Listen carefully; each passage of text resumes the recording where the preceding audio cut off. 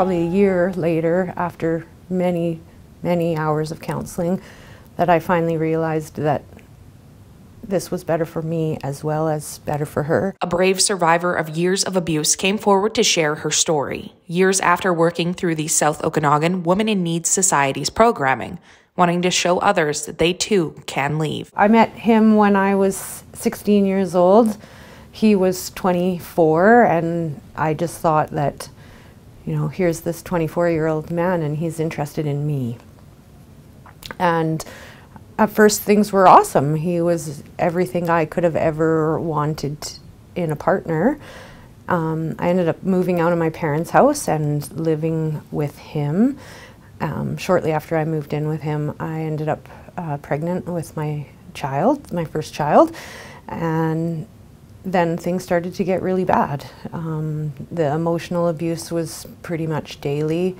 There were situations where he would become physically abusive with me as well. She recalls one intense incident where her partner drove her and their newborn child to the top of a mountain, assaulting her the entire way. Took a piece out of the car so that I couldn't drive it back down, and threatened to commit suicide by jumping off of a cliff.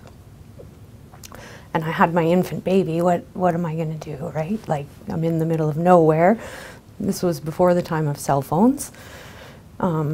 After that incident, when I finally convinced him to take me back down the mountain, I just agreed to everything that he said that I needed to do, not talk to my family, not have any friends, all of those things. I just agreed to everything. That night, she called around to friends and family, finally connecting with someone to help her get to a transition home with Sowens.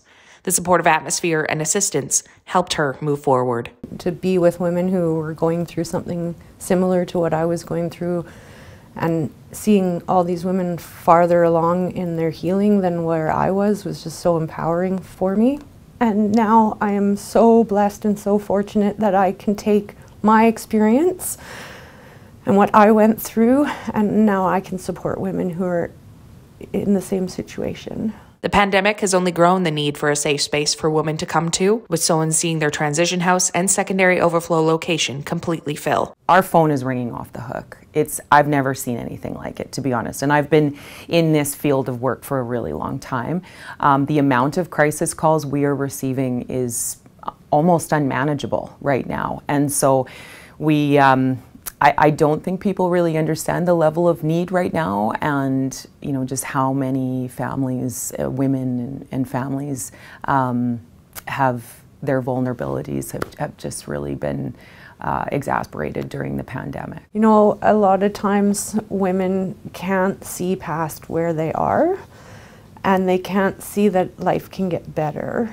And I'm living proof that with the right support and the right people in your life, not only can you heal from what you've been through, but you can also have an amazing life. For Castanet News in Penticton, I'm Casey Richardson.